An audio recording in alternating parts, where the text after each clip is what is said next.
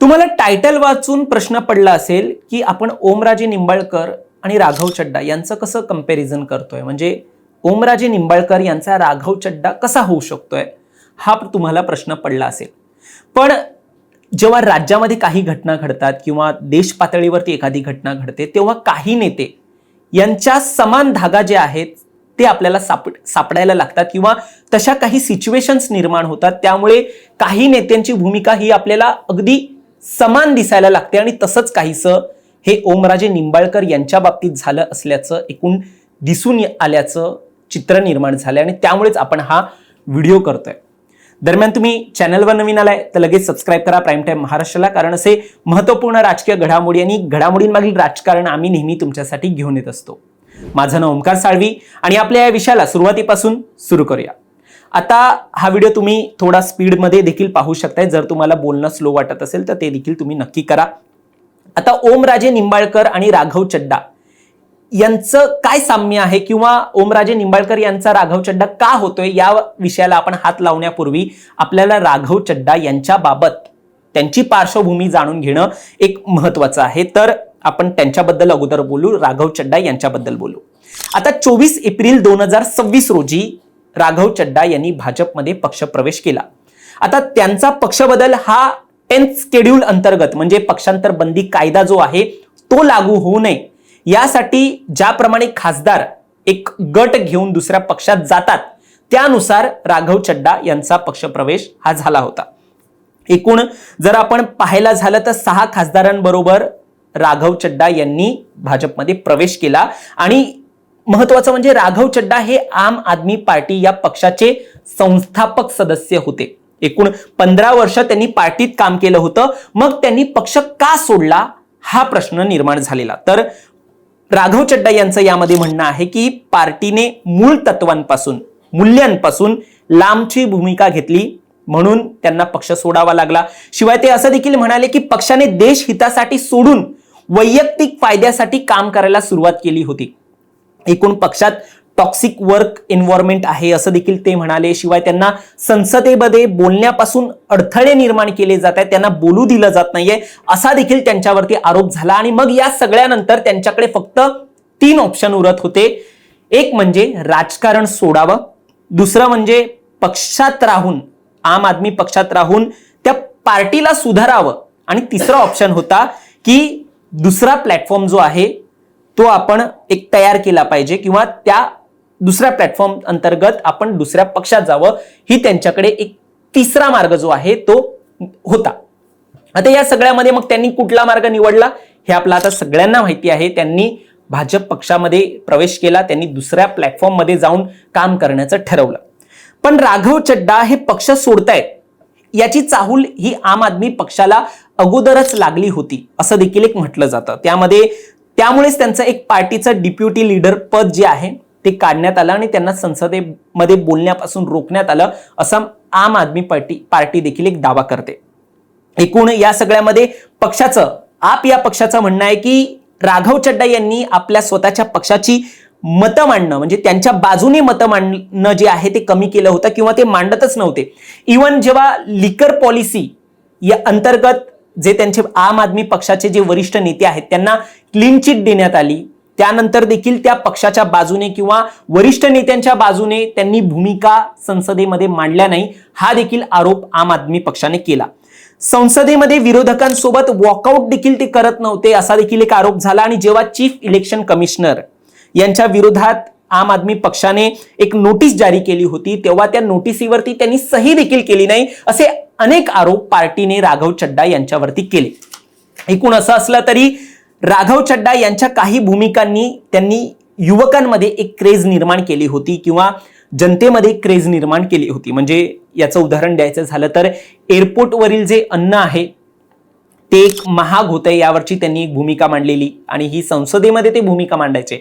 Gig workers असतील किंवा toll plaza असेल किंवा मोबाईल रिचार्ज वरचे जे मुद्दे आहेत किंवा कसं रिचार्ज महागतंय यावरचे जे मुद्दे आहेत ते उचलून ते संसदेमध्ये मांडायचे, जनतेमध्ये त्या बाबतीत नाव कमवायचे आणि त्याचे रील्स देखील मोठ्या प्रमाणात व्हायरल व्हायचे.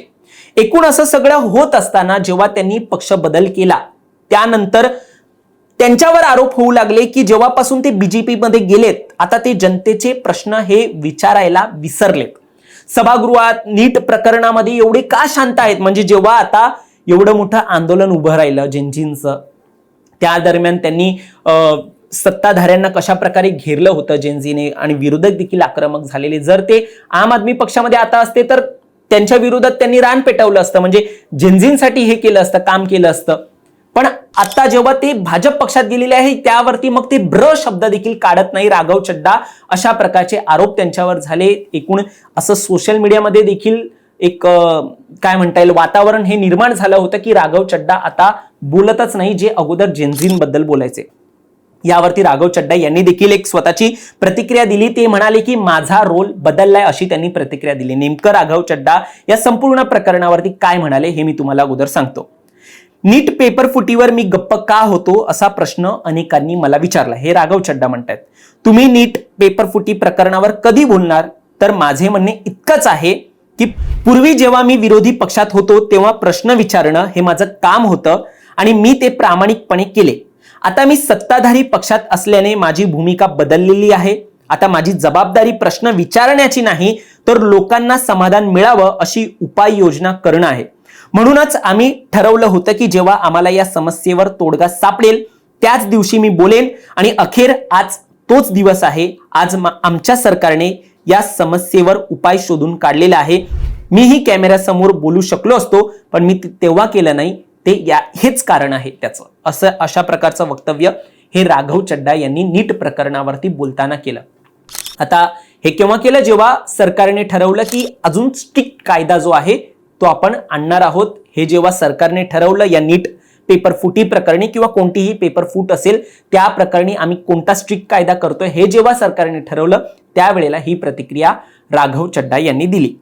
आता जसं राघव चड्डा यांचं झालंय तसंच काहीसं ओमराजे निंबाळकर यांच्यासोबत होत असल्याची देखील एक चर्चा आहे. आता ही चर्चा काय आहे किंवा का ओमराजे निंबाळकर यांचा राघव चड्डा होतोय तो प्रश्न इथूनच निर्माण होतो किंवा जेव्हा त्यांची ही प्रतिक्रिया आलेली आहे निंबाळकर यांची.